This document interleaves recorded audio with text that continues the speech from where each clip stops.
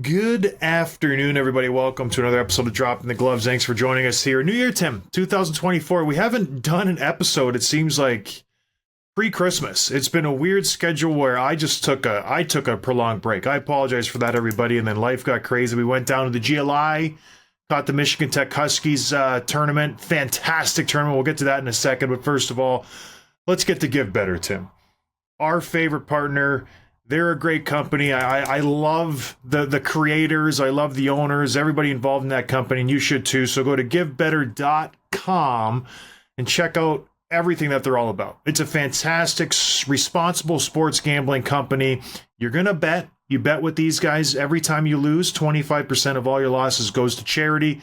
They have some exciting stuff dropping already right now. We're going to have a conversation in the future with the creator, Bo, but for now, just go to the website, give them a check, and you won't be sorry. Tim goes there daily. It's fantastic because Tim's a big gambler, right, Tim? Sure am. I'm going to double down this year. How are you doing, Tim? It's been a minute. We saw each other in Grand Rapids. It was nice to see you face to face. And you had an epic travel day back to Boston, drove to North Carolina the next day. You've been a man about the country. How's things going? Are you settled back home?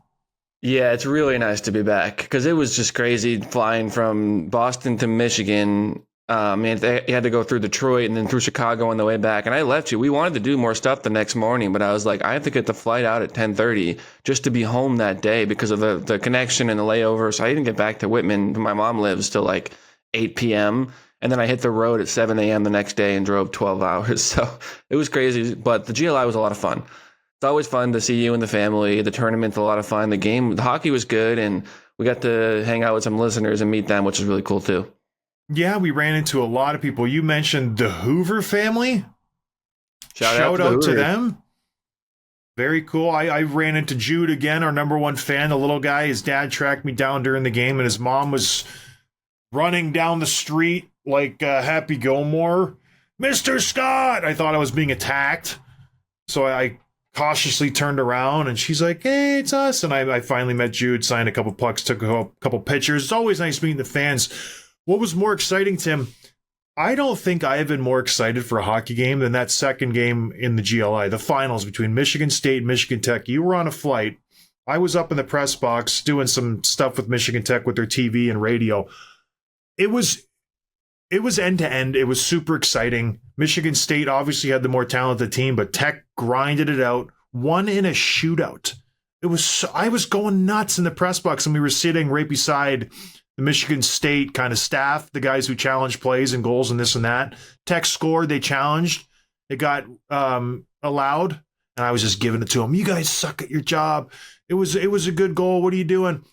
It was awesome. I went down on the ice afterwards, kind of taking pictures of the team. I went in the locker room, gave them a little pep talk after the game. I'm 2-0 in the GLI, Tim. 2 championships, their last 2. I think it was 2019 we were there, they won.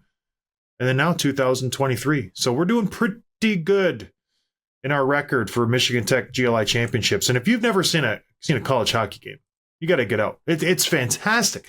The atmosphere, the pep bands, Michigan Tech puts on a good show, and they treat us right. Right, Tim?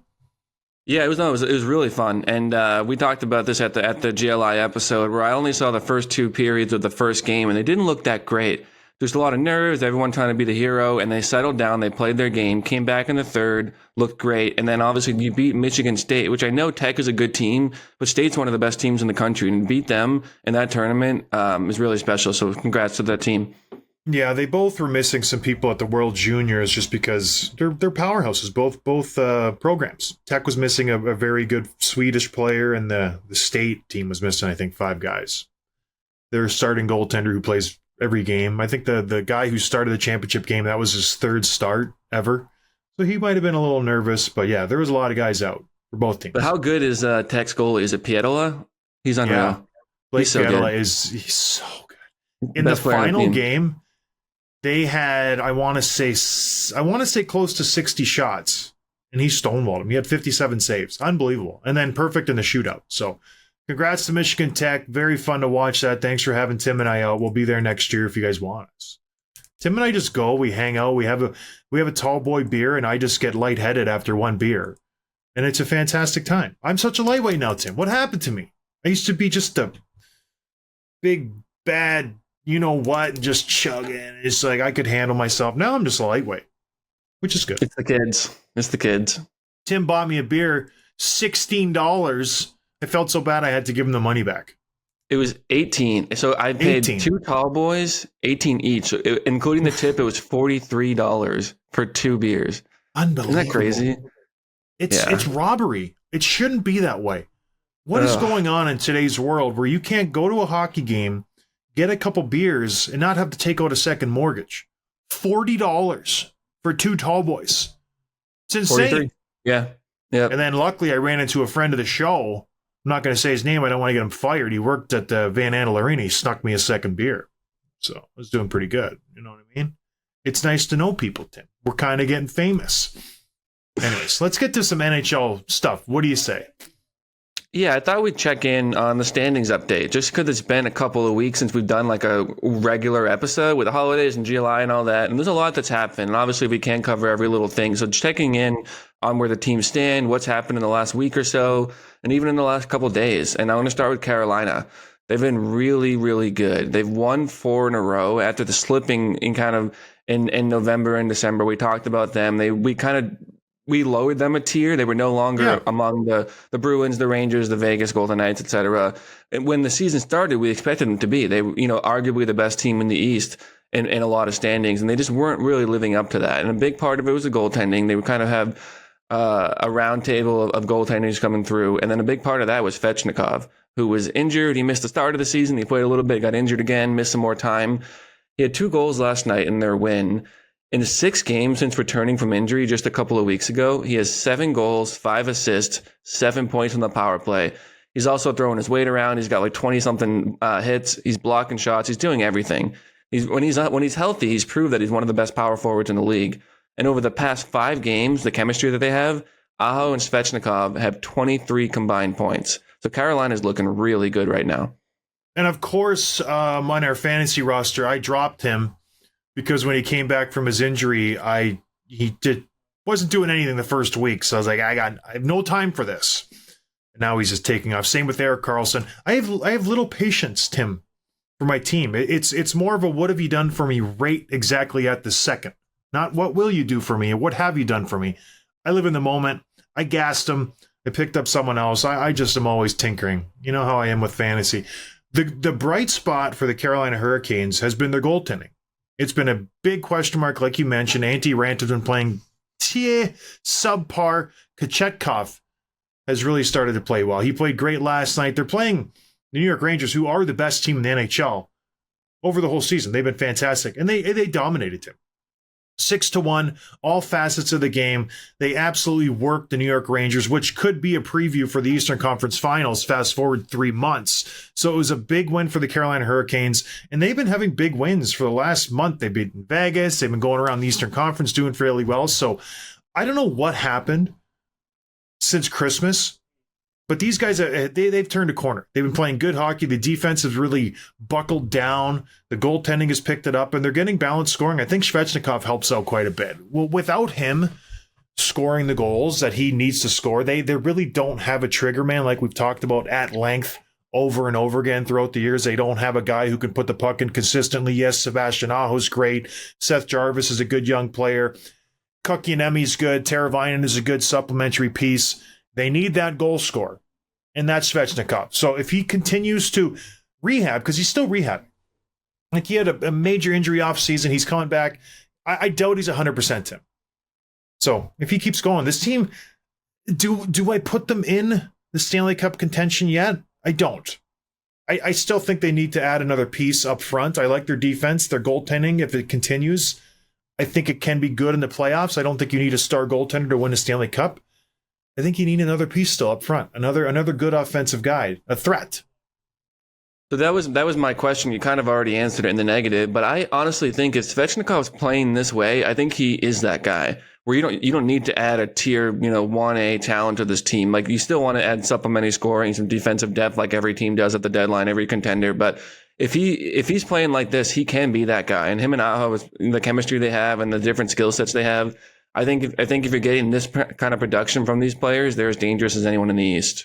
Yeah, I don't think you need a 1A guy. I think that's a good first line, Svechnikov, Aho, and Teravainen. That's a good first line. I think you need to add some secondary help. I don't think Nozen and Martin Nikas, they're good. I don't think it's a scary second line when you kind of stack them up versus the other Eastern Conference teams who will be in that conversation. The New Jersey Devils, maybe. The New York Rangers have depth out their ears. The Toronto Maple Leafs, Tampa Bay Lightning, those teams have two legit scoring lines. I don't think Carolina have that. They have one good line and then three pretty good lines that all can contribute, that all can kind of pull on the rope, but nothing that strikes fear in the other team. Like I said at the beginning of the season, before the season, Carolina is depth. They have four good, solid skating lines that all can produce, not an insane amount of production, but they all can produce. Can a deep team with no real stars win the Stanley Cup? And I'm not changing my opinion just yet. Svechnikov is kind of proving who he is supposed to be. He's their goal scorer. So good for Carolina. They have been on the schneid. It's nice to see them kind of come back to the team that we thought they were going to be to start the season. So good for them. What else is going on, Tim, in the Eastern Conference? Yeah, just picking down the list here at the wild card in the East. It's really tight as it typically is this part of the season. And the couple of teams I have my eye on are Tampa Bay and New Jersey, who are both currently out of a playoff spot. They're not even in the wild card. They both played 500 hockey in the last 10 games.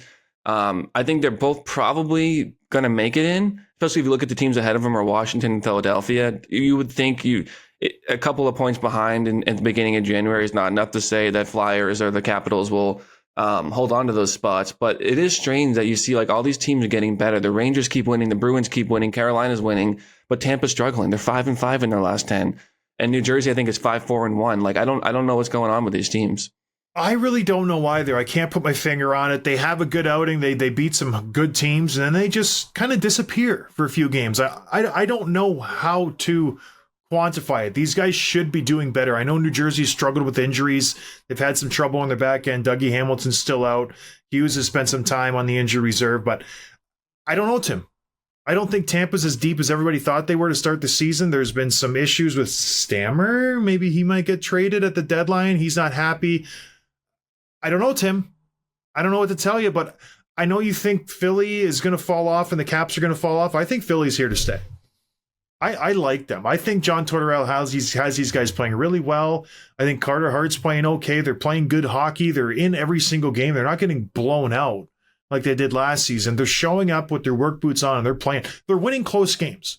When you look at their schedule, it's all 1-goal games. They're winning in overtime. They're getting points. They're losing in shootouts. It's 1-0, 3-2, 4-3, those types of games. So if you're playing that type of hockey in January, that's a good trend to get into once you come to March, April, when the games really mean something and you're used to playing those tight games. So I'm not going to bet against the John Tortorella coach team. I will bet against the Washington Capitals. I think they'll fall out of this. I think we've seen cracks in their armor. They're not playing that well lately, and they've slowly started to fall in the standings. They'll be gone by the end of the month at the latest. I think they'll slip. And who's going to jump in? Tampa or New Jersey? Like, these are two solid teams. Do the Islanders stick around still? Yeah, that was my next question, which you've already answered as well, was which team is most likely to stick, the Caps or the Flyers? I'll agree with you on the Flyers. Between the Tampa and the Devils, if I had to pick just one of those teams, I'm picking Tampa. They're just too good. I don't care where they are in the standings. I still consider them a top 5 team in the league. You know what I mean? Like, it doesn't matter where they are. When it comes to playoff time, they can beat anyone, and they're very hard to play against. Isn't it amazing at the start of the season, the odds-on favorite to win the East were the New Jersey Devils. Coming out of last season, they have Toffoli. Timo Meier is supposed to have a bounce-back season. He didn't have a great playoffs last year. Everyone was supposed to take that next step. Their goaltending has been subpar. Vitek Vanacek has not been great. I don't think the offense has been as explosive as it was last year. I mentioned the injuries, but it's just everything has seemed to regress across the board. Their power play last year was lights out. Like, it was unstoppable, Tim. It hasn't been that way this year. Man, imagine if they don't make it. That would be one of the biggest storylines going into the offseason. What does this team do? Is it just a blip on the radar? Or is there some, red flags there that we didn't notice coming out of last year? Who else is in that division, Tim, in the Metro that could be inching up the standings if the Devils are dropping and the Capitals are dropping? Who's starting to rise a little bit? The Penguins, they're making things really interesting right now. 7-2-1 in their last 10. They lost the big game last night to the Capitals, but they're tied for the Devils in points, and they're only 2 points out of a playoff spot against the Capitals. So interestingly enough, that's what kept them in the spot last night. But Pittsburgh is another team where they're not at the Lightning level or anything, but they're just a team that no matter where they are in the standings, they're a hard out, and you just know they have the talent to just surprise a lot of people. And there's not a lot of teams that would want to, if they're the 7th, 8th spot in the wild card, they're not a team that teams want to play in the playoffs. They'd much rather take the Devils or the Flyers or the Islanders or any of these teams, even the Panthers, I think, just because of the Crosby effect, the Malkin effect. And if you think they might add a piece or two at the deadline, it's going to be good. The big question for me is Jari. He has not been playing great. He's had a great start to the season, didn't play as well the last month or so, but you are getting good goaltending from Nedeljkovic. I don't have it in front of me, but I was looking this morning. It's like a .920 save percentage, goals against in the twos. He's playing really, really well. So I might see it more of a 50-50 split down the stretch. You see Yari scored and the Nedeljkovic tried one the next game. Yeah. Imagine back-to-back goals. But I like the Penguins. I think they're playing good. Even when they lose, they're losing in overtime, losing in shootouts. They work the Islanders here. They played them 2 of their last 4 games. They absolutely dominated them. 7-0 the first game, 3-1 the second game. Those are games they have to win. Teams are chasing in the standings. So, like you said, I don't want to play this team in the playoffs.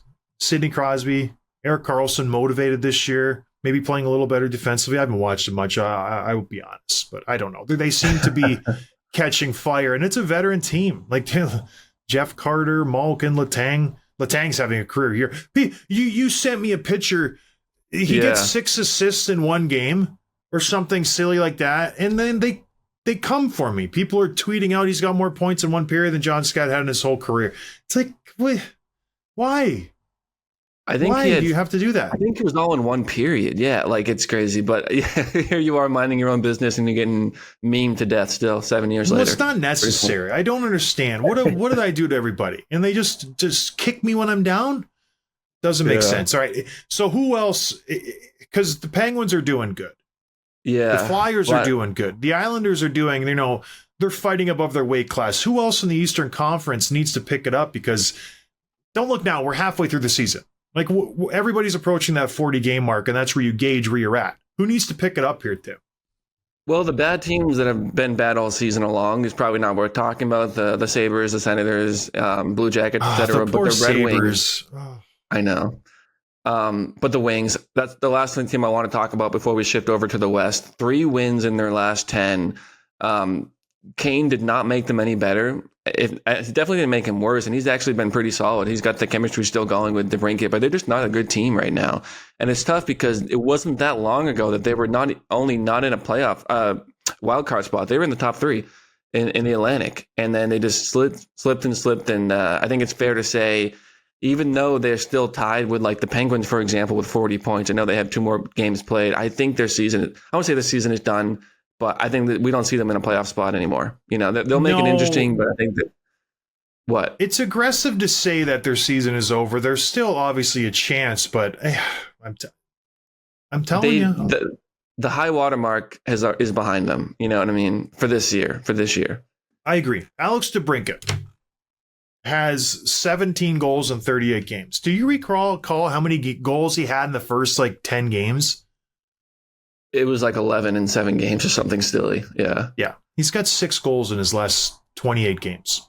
So can I get an apology letter from all those Detroit Red Wings fans who thought I was just, you're losing it. He's going to get 60 goals this year. He's going to be fantastic. I'm waiting for apologies from all you people. So I'll wait until it's concrete and he finishes up the season and he's got 30. And then I'm start coming for you because I have the receipts. I'm doing it for DeBrincat and I'm doing it for Ovechkin. Ovechkin's got 5, 2 empty netters.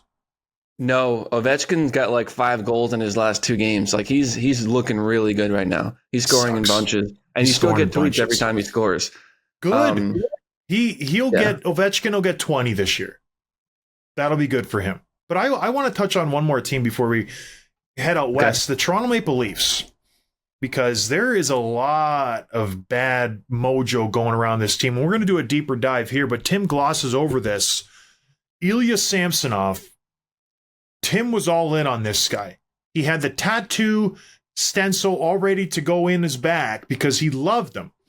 Ilya Samsonov forever. EVA. Not ever. Tim's Eva. This guy gets sent down to the minor leagues, Tim. Clears waivers. They have Joseph Wall. They have Martin Jones. They're only active goaltenders. What do we do for the Toronto Maple Leafs? Is there someone out there who wanted them to go out and get a veteran goaltender? I'm waiting for apologies on that one, too, from all you people. They're in a tough spot here. This is not a division you can mess around with. If you don't start winning, you'll be out of a playoff spot like that. Teams are improving. Teams are jumping up the standings. The Tampa Bay Lightning are hounding you. Is it plausible that the Toronto Maple Leafs don't make the playoffs? Thank goodness the Lightning are struggling. Because if they weren't, there would be 5-bell just crazy town going in Toronto right now. These guys are in the second wildcard spot. Thank goodness the Lightning are giving them a little bit of a buffer because right now they're still in the third spot in the Atlantic. They don't deserve it. But what should the Toronto Maple Leafs do? The word on the street is Trevelyan's been kicking the tires on a lot of goaltenders, offering a 5th or a 4th rounder for anybody, trying to get some help from Jake Allen, kicking the tires on Vladar in Calgary. No one's taking him up on these offers. What does Toronto have to do to shore up their goaltending, Tim? You're asking me? I had no idea. Or do they have to? Well, that's the question, because right now you're getting pretty solid play from Martin Jones, where like he's not going to blow anybody away, but he won last night. Like he'll give you a fighting chance 2 out of 3 games. You know what I mean? He'll let 1 goal, 2 goals, and then 4 the next, and then he'll do that on repeat. So that's fine for right now. He's plugged the wound a little bit, but it's not a long-term solution. By long-term, I mean the playoffs. So they're going to have to figure this out. The interesting thing is that Tree Living said that Samsonov isn't even playing or practicing all week with the Marlies. He's not conditioning. He's not playing anything.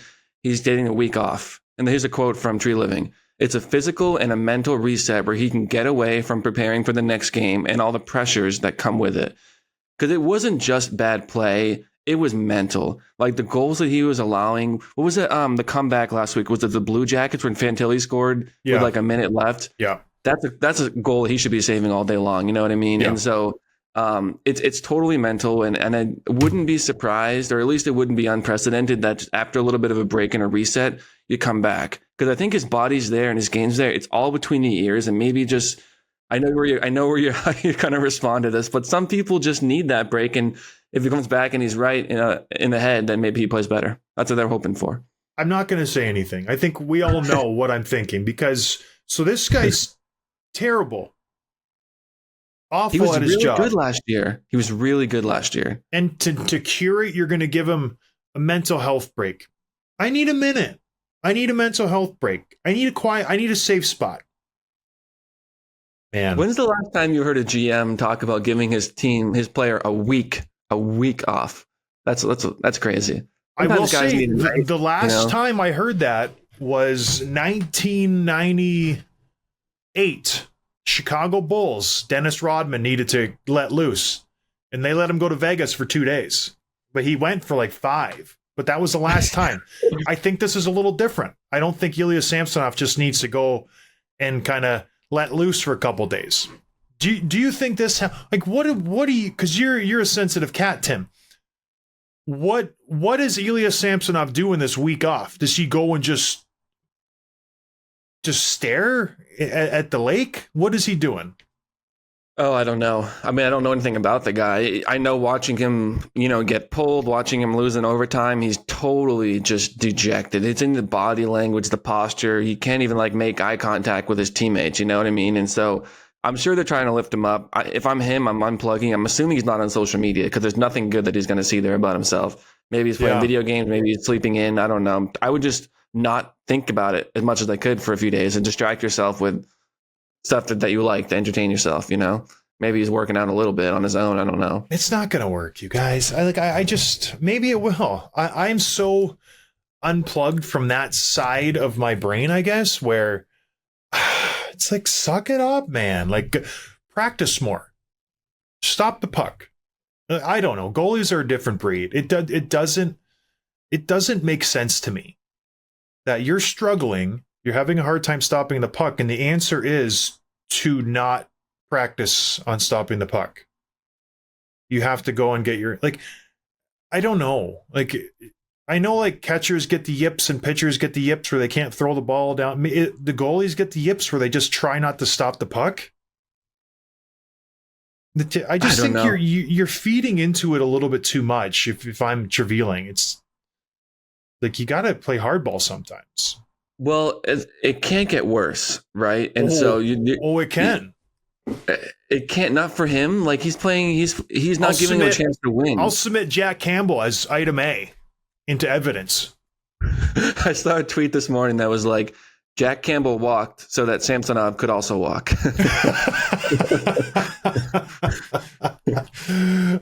Gosh. All right, let's move on. We'll dig into their acquisitions this offseason and see how everybody's doing for the Toronto Maple Leafs at another day. Let's move out west, Tim. What's going on out west? Yeah, the main team I want to talk about for a minute is Vegas. You know, they're still among the top teams in the league. They're still among the top teams in their division, but they've lost 5 of their last 6. And the losses are to pretty good teams: Carolina, Tampa, Florida. Then you got Anaheim and Seattle, obviously in the Winter Classic. They got shut out.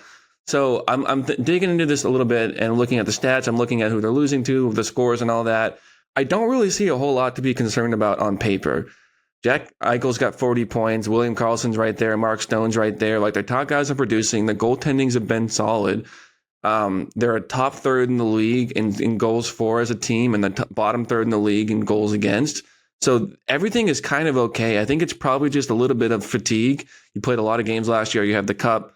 I think these guys have had a lot of miles in their body in the last 8 months. And so I'm hoping that it's just a little bit of a, you pull back, you let your finger off the trigger a little bit, you take your feet off the gas, and then you'll be back.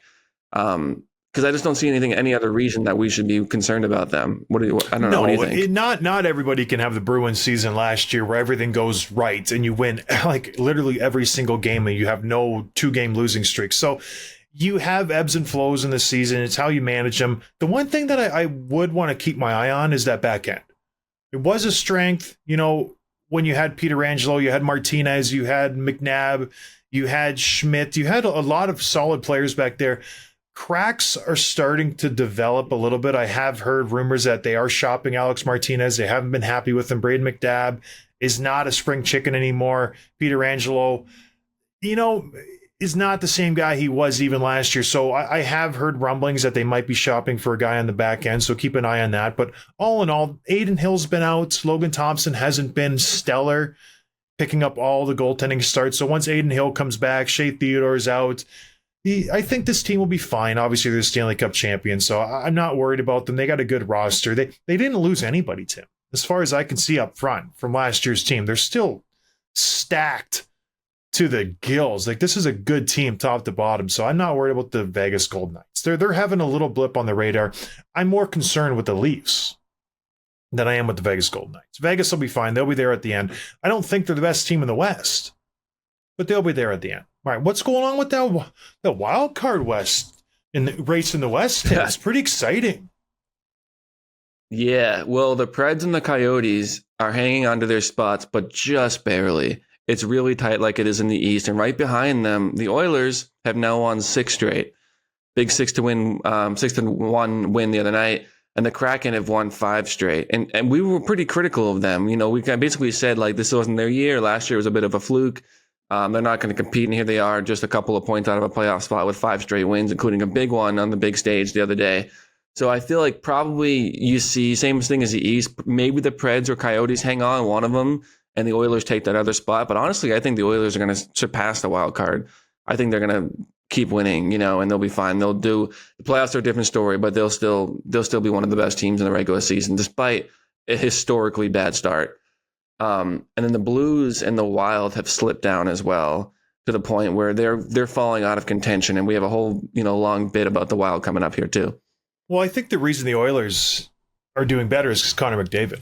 He started the season slow, for him, right? I think he's 8th or 7th. Yeah. But that's slow for him. They need him to honestly be at a 1.5, 2 point per game pace to be a good hockey team, just because that's what they need to win. And he started the season very pedestrian. human almost, not superhuman like he usually plays. So he's been playing fantastic the last week and a half. So that's the reason that is correlating with their just success. When he's playing out of this world, the Oilers are unstoppable because you can't stop this guy. And Stuart Skinner has been playing well. He's not lighting the world on fire with fantastic saves, but he's saving the pucks that he has to save, and that's all they need him to do really, is just to be there and not let in beach balls every once in a while. So Stuart Skinner has played well. The Oilers are rolling. They'll make the playoffs. I think the team they bump out, I agree with you. I do think they jump into the top 3. But where? The Canucks are playing well. The Knights are playing well. The Kings are a solid team. I don't know who drops out, but it will be interesting to see who gets the top 3 teams in the Pacific, because those are 4 good teams. The Kings are dangerous. The Knights are going to be there, and the Canucks have not slowed since the start of the season. They're 7-1-2 in their last 10. So maybe there isn't room. Who knows? But the Oilers will be there. There's some teams that'll drop. The Predators, I've watched them closely over the last few weeks. They're playing okay. They're winning games they should win. I'm not sold on the roster just yet. What buttresses them up is UC Saros. That guy is phenomenal. He is so incredibly good. He doesn't have a bad game. So he's really playing well. Forsberg's having a great season. So I don't know, Tim. It's going to be fun coming down the stretch in the wildcard race in the Western Conference. There's a lot of good teams. Kraken, they're okay. But yeah, let's get to a prediction I made a few weeks ago. The Oilers and the Wild were both struggling. I said, which one of these teams will be in a playoff position at the end of the season? I definitively said the Minnesota Wild. I said they're playing great. I like the way their new coach has got them rallied around these guys. Since then, they've just bad luck after bad luck after bad luck. Injury to all their top guys. So what's going on in Minnesota, Tim? I'm pretty sure that you were critical of them, and then you said they can't ice a competitive team when they don't have $15 million in salary cap, and they weren't going to win many games. I don't know. Oh, maybe I'm wrong. Maybe I said Edmonton would make the playoffs. I can't remember. I don't know. You're making up predictions now, but really interesting couple of days for them. So it started a few days ago with Kaprizov had the puck in the corner and threw a reverse hit on the Jets on Brendan Dillon, the defenseman. Seconds later, Dillon doesn't like the hit. He comes back and he cross-checks him twice, right in like below the rib or the bottom of the rib. Yep. Kaprizov goes down. The bench on the Wild goes crazy. They're all pissed. They play each other a couple of days later. There's a face-off between Cole Perfetti on the Jets and Ryan Hartman of the Wild. Hartman doesn't even go for the puck. He just lifts the stick straight up into Perfetti's face. It draws blood, everything. He gets fined for it. And here's what's interesting. Cole Perfetti said that Ryan Hartman straight up told him that he deliberately hit him in the puck with the face as payback for the hit on Kaprizov by Brendan Dillon a day earlier. He was fined $4,000 for the hit, and it was even recorded on the game mic. So he was mic'd up. He had that conversation, or Perfetti was, which is really interesting. And then, there's a quick little note here. I think it was Drager that pointed this out. In exchange for players agreeing to wear mics, none of the audio captured can be used in connection with disciplinary action. That's been part of the agreement since 2005 when they started doing it. Smart. Which is an interesting tidbit there. So now you got the situation. This just came out yesterday. Kaprizov out week to week, at least one or two, and Gustafson's out for good measure too. The Wild has had taken some punches lately, and now the Jets. It's just interesting, and you never see a guy like be that straight up about it, because Perfetti said, he was like, hey, Hartman told him, hey man, no disrespect, but I had to get payback for what he did, which I don't know. Do you think that's fair? Or do you think that why should Perfetti have to pay for that? Well, and Dillon did get into a fight with Jacob Middleton, so he did pay the piper for hitting Kaprizov, so I don't know why there has to be extra kind of revenge doled out, especially to a guy like Perfetti. And it's a weird way to do it. What, like a high stick him off the draw? That's a greasy way to do it. You want to do it the legal way. In the face? Yeah. It seems really cheap and just almost catty. I don't like it. And I'm a Ryan Hartman fan. I think he plays the game really hard. I enjoy watching him. I don't understand that. Why? Like, just keep going after Dillon. You know what I mean? Maybe they thought it would be too obvious if they just kept going after him, but I don't know. Hey, it's a great rivalry. These guys are so close geographically. Winnipeg, Minnesota, a couple 100 miles away. So it's good for the game. These are two tough teams. I like it. They're both, fighting for a playoff position. So I don't like it. I'll be honest. I don't like that type of retribution he fought. He stepped up. He lost the fight to Middleton. Let's just leave it be. Because now what happens next time Ryan Hartman plays Winnipeg? All eyes are going to be on him, and it's going to carry over. Maybe now Winnipeg goes after somebody else. You know what I mean? They go after Boldy. Whereas that's why it's supposed to be washed. We're done. That issue is over. Dylan knows not to go after Kaprizov because he fought, and then we move on. So it doesn't carry over to more incidents, but I guess it does. I know. Poor Perfetti, too. He's like a small, I know, talented little kid who minds his own business, you know? He's getting a puck to the face. Stuck in the face. Yeah. So what's interesting now with the Wild. So last night's game, Kaprizov's out, Gustafsson on the IR, Foligno is out, Brodin is out, Zuccarello is out, and Vinny Lettieri. The team they iced last night was $49 million in cap space. 49, and only 4 players. Eric, the cap is $83.5 million. So, yeah, that's incredible. There were only 3 skaters that were making more than $3 million average annual value. Eriksson, Egg, Spurgeon, and Boldy. The rest of the roster, half the roster was making less than $1 million. That's just you start off, in the pit, obviously, with the Parise and Suter thing, and then all your best players get hurt at the same time, and you're trying to fight for your playoff life, and you're icing a team with half of the roster of the other team. It's just crazy. Yeah, you think it can't get any worse, and then it does. You rely on those guys so heavily, and when they're gone, you notice it. And before the show, I was talking about how the Hawks are in a similar position, where they didn't have the expectations as the Wild did, but you wanted to surround Bedard with some veteran talent. Now nobody's there. Perry, Hall, Tyler Johnson, Athanasiou, Beauvillier just went down, Seth Jones in the back end. Those are all their vets. They're all of them. The only guy they have left is Foligno. So it's just, they're playing with an AHL roster around Connor Bedard right now. It's tough sledding for both teams, the Wild and the Blackhawks. All right, Tim, moving on. Are we going to do some quick hits for us? Yeah, these quick hits are brought to you by DoorDash. For quick delivery, use DoorDash promo code NATION25, all caps, for 25% off your first order and free delivery in Canada. We mentioned the Samsonov one already. The next one here was just kind of an interesting trade tidbit. So Elias Lindholm in Calgary has reportedly turned down a $9 million extension on a 7 or 8 year deal in Calgary. He wants to move. He wants to go to a competitive team and then probably hit the open market.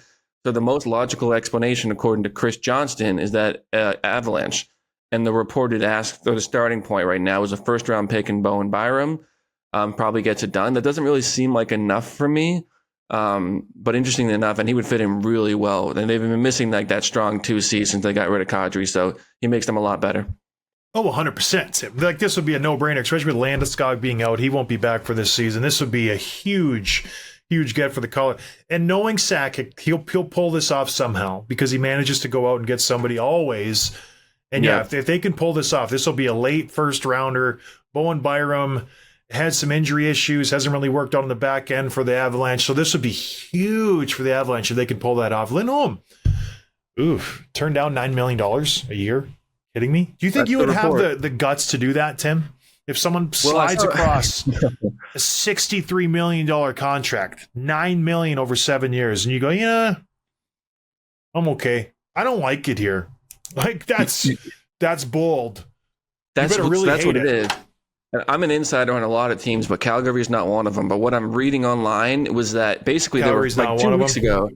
Yeah, 2 weeks ago they were far apart. Lindholm and the Flames. They were far apart. And then the next report I read was that they actually did offer him the money he wanted, and he's like, actually, no, I'm not doing that. So that team's in disarray. Poor Calgary. All right, let's get to Nick Ritchie, you bad boy. The last thing here. Did you see this play? I did. It's in the Finnish league. So strange. So strange. I don't know what set it off. Something had to set him off because he's not like. This is like next level dirt. You know what I mean? This isn't a hockey play. This isn't a hit from behind. Like he was pummeling a guy with no helmet into the ice. Really, really strange. And he got suspended 8 games. This is in the Finnish league. I don't know. What do you think about that? This is a greasy move. He's obviously bigger and stronger than everybody in the league, and he just takes advantage of it. I don't understand it. Yeah. Good for him. I got one more. William Nylander. Rumor has it, talks coming from Nick Kypreos, multiple sources in Toronto, will sign before the break here, and the number is 11.25 for 8 years, which will make him one of the top 6 highest paid players in the NHL. So if he signs that number, he'll be behind, what was it, Matthews, Carlson, Panarin, McDavid, and Pasternak. We're tied with Pasternak. Good deal for Toronto. 11.25 for 8 years for Willie Nylander. Oof. They'll have to do some cap juggling if that's the case. So keep an eye on that. The rumor has it, and this is from credible sources, that this deal will be done before the All-Star weekend coming up. There you go. Keep an eye on that. No, not a good deal. It was good in the sense that he's a really good player and you're signing him for what he's worth. But there's no discount there. And how can you possibly ice a competitive team next year if you're paying you're going to be over $50 million? You know what I mean? Because she'll get Tavares for another year and Marner for another year after that. And that's 21 combined, 22. So yeah. Timmy's never gotten 100 points in a season. Top heavy. Yeah. Interesting. He will this year, no? He will until he is good in the playoffs too. All right, keep an eye on that, everybody. We'll talk to you later this week. I hope you had a good holidays. It's good to be back. Cheers. Thanks for listening to Dropping the Gloves with John Scott, a member of the Nation Network of Podcasts. Subscribe wherever you get your podcasts from to never miss an episode.